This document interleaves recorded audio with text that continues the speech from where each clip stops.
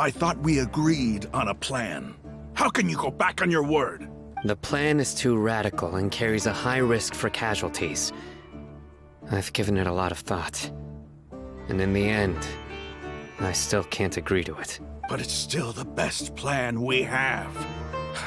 As a former Matra, you of all people should be able to see the bigger picture and recognize the innate advantages of our plan. I did. And that's how I saw the danger behind these so-called advantages. Al-Hitham's plan is even more radical than I imagined. Huh? Why are you guys arguing? My friend, you're just in time. Why don't you help me persuade Cyno? He's turned against our plan. We agreed to work out a plan at the meeting. As mercenaries, you're familiar with the local environment, so you'll take care of the specifics. But then, you went to Al-Hitham for suggestions. Had I known Al-Hitham would give you those kinds of suggestions, I would not have agreed to the plan. Look, you already know that we're all on the same side here, don't you? Mercenaries place a lot of importance on their bonds of friendship, but also will not hesitate to make sacrifices if they deem the situation to be sufficiently dire. I'm sorry, but as things stand, I can't accept your principles. Seems you really do understand the ways of the desert. Traveler, Paimon, this is also something you should know. Rahman's plan is to have me work with the Caravan Reebok guards, in my capacity as a Matra. We will arrest the mercenaries and escort them into Sumeru City. Wait, how can we work with the guards? We can't get through that wall easily, remember? Caravan Reebok would never let so many unregistered members of the Eremites enter Sumeru City. My plan will clear us of any possible suspicion, and also let us enter the city as a big group. There is no better way. That also sounds like something Al-Hitham told you. Am I right? Doesn't Al-Hitham know how dangerous this plan is? Of course he does. He told me, there is no perfect plan, but this can get the job done. He also said that with the help of Cyno and the Traveler, our chance of success would increase significantly. I never blindly trust anyone, and I've always had a good eye for people. I think he made a number of valid points. It's my own choice to trust you. If I make the arrests alone, I can control myself and prevent you from getting hurt. But I can't guarantee that kind of discipline from the guards. To make the whole thing more convincing, you'll need to resist to some degree. Casualties are inevitable once push comes to shove. I'm okay with the deaths of enemies. But now that we're allies, I'm against the meaningless loss of our own. I can't believe a Matra would actually care about us. I've lived a hard life, and I can say that people like you are hard to come by. I've always treated my allies with honesty and respect. They have the right to know important things like this. Now you're making this hard for me. Hey, is there something we can do to help? I knew you would say that.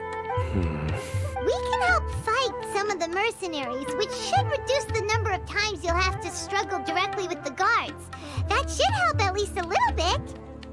Cyno, on behalf of my people, I thank you for your kindness. But this is a mission we cannot turn our backs on. We strongly value the lives of our friends, but the goal we are about to achieve is even more important. We have no fear of casualties, because we crave the spoils of victory. So please, lend us your support. We will show you the determination of us desert dwellers. Well, now that you've put it that way, I can no longer refuse. But remember, you need to follow the plan and not do anything reckless. Candace made it very clear that we can only achieve our goals if we can ensure our safety. Since you and I both recognize the significance of this operation, there should be no more animosity between the followers of the Dendroculus and those of King Deshret. Everyone's life is equally important. Okay, you have a deal. Let's do this for our shared dream. The guards should be stationed in the courtyard nearby. You can find them there. General Mahamatra! To what do we owe the honor? Keep your voice down. This is a secret operation. I'm going to arrest a large criminal gang near this location. According to the Academia's Guide and Regulations on Secret Operations, I have the right to ask for the cooperation of Caravan Rebot. Ah, of course. Mahamatra Cyno's order is the Academia's order. Just let us know what you need. But who exactly are you planning to arrest, and how many people are you expecting? Depending on the scale of this operation, we may need to report it to our superiors. They're a squad of Eremites whose number is comparable to Ain el Akmar in Port Ormos. They're involved in the theft and resale of supplies from the Academia. As many as Ain al-Ahmar? This should definitely be classified as a joint operation. Then I suggest that you report this to your superiors as soon as possible, and treat it as a top priority desert operation. I will need personnel. Got it. Please wait a moment. I'll contact them immediately.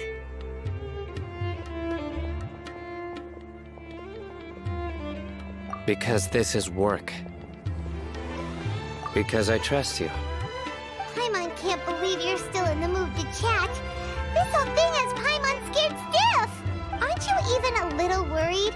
What if these guards already know that you have betrayed the Academia and are no longer their General Mahamatra? Even if that guard doesn't know, their superiors might, right? We discussed this, remember? The Caravan Rebot operation is of great importance. But don't worry, the guards there shouldn't know that Cyno has stepped down. How can you be so sure? First, the other Matras still don't know why Cyno has left, which proves that the Academia has been covering up the matter. Second, this is a crucial moment for the Academia's God creation plan.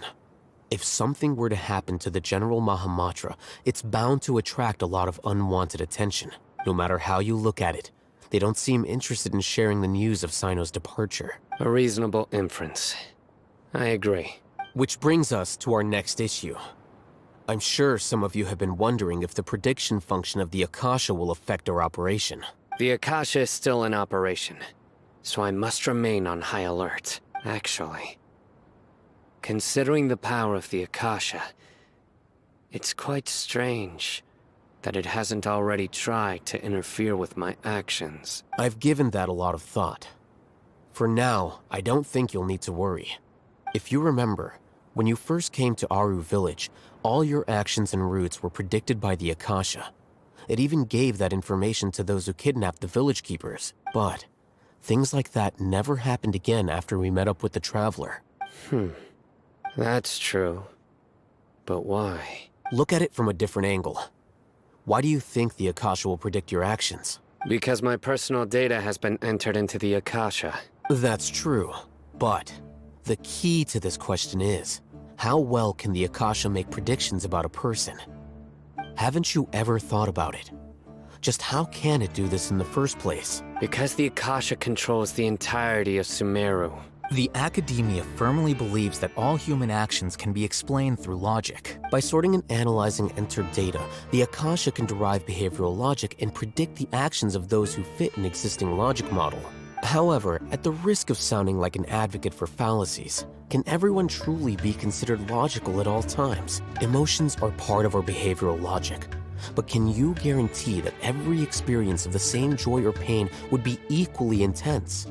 How can our feelings and opinions be predictable down to the letter in every single instance? Cyno, in the past, you've always worked alone. In the absence of another person who could sway you or your thoughts, the Akasha could produce predictions that were similar to your real-life behavioral principles. Decisive and principled, you were used to solving problems alone. That's why the Akasha could figure you out. But now, you've joined a team. And I believe the Akasha hasn't yet figured out the full composition of it. Our thoughts and logic have intermingled and weaved themselves together to become a complicated, chaotic mess. Any one of us could potentially disagree with another. The Akasha lacks data on these interactions, and it's impossible for it to predict your actions in the future based on your decisions in the past. After all, there's probably a limit to just how much we can be modeled or controlled by data. So, in my opinion, you're probably safe for now. Makes sense to me. I agree. The Akasha is not alive, and I don't think we can be completely controlled by something without a mind of its own. Is that so? I guess there are things that even the Akasha cannot calculate. And people will not be forever trapped by the past. Paimon's so glad that this is settled. Next time, pay attention during our meetings. Will do. Just remember to stay vigilant. Footsteps! General Mahamatra, we were not expecting your presence here. I'm the security officer of the Grand Deshret Desert District. My name is Luxembarbo. This is my assistant, the Traveler. She will be working with me. The construct next to her is for her work. Beep! Construct! Beep! What a great honor to meet you. Your golden hair is as bright as the sun. And, is this the latest technology from the Academia? Have you made a decision regarding the matter I mentioned to your subordinate? It seems to be a dire situation, so of course you will have our full cooperation. To be perfectly honest, I've always longed to go on a mission with someone as well known as yourself. There's no need for flattery. Yes, sir. Take your most elite platoon and follow me to the eastern side of the district. We will carry out the operation there. Understood. Map. Hurry, bring the map! In 2 days, we will engage Rahman's Eremites and capture all of them. Any questions about the time or location? None at all, sir. Good. See you then. Yes, sir.